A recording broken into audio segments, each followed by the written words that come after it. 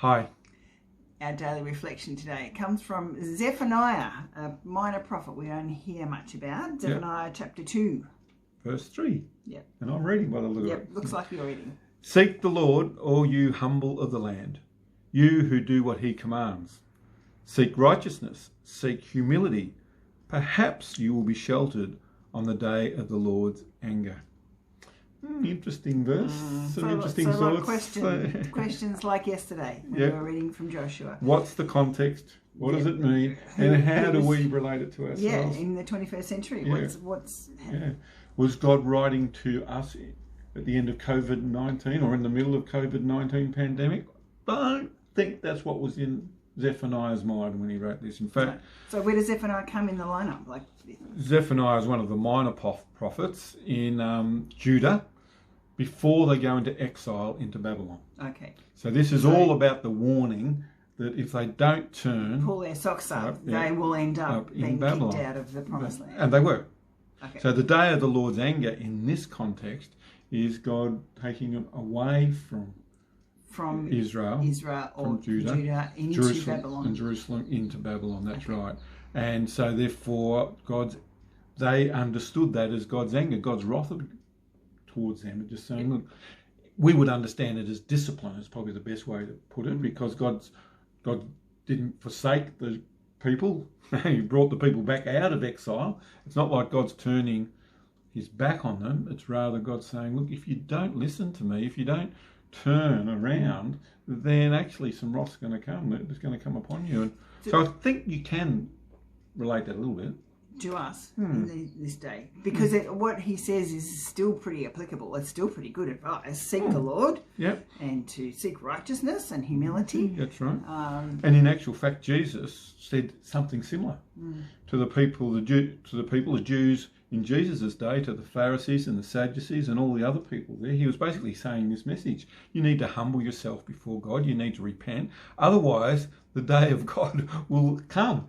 And the day of God for them was Babylon coming up.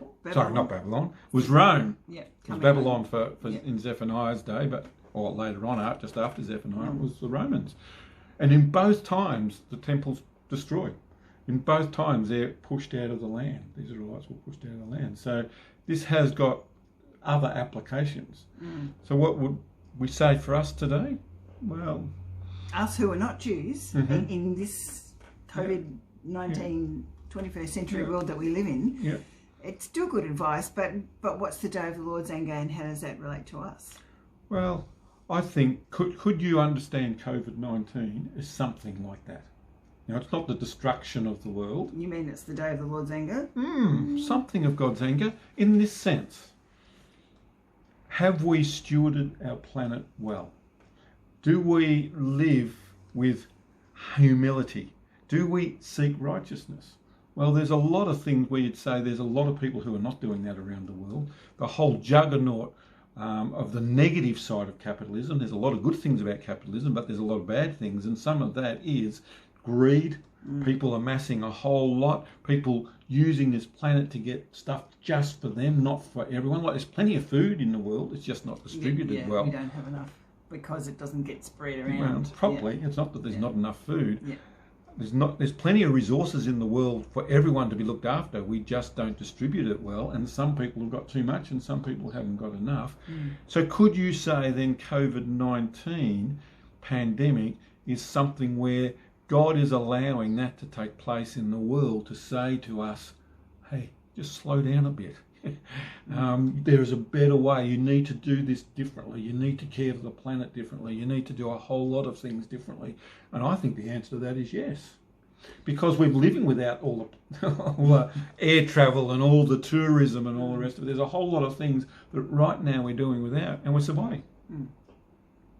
Yes. So could God be saying to the world, slow down and think about this? But did he cause it? Well, he didn't cause it. Because people caused it. But did he cause the Babylonians? Did he cause the Romans? No, God was using history and what was going in history, and it worked within that context to cause people to wake up, and to repent, to listen. And if they don't, things get worse. And I think that's true for every person. God will bring wake-up calls in their lives, whether it's their health, whether it's relationships, whether it's jobs, whatever it might be. God allows things to happen to give us all a wake-up call, and he asks us to respond. So that's a question for you. Has he given you a wake-up call today? Have a think about that. Yeah. Bye. See ya.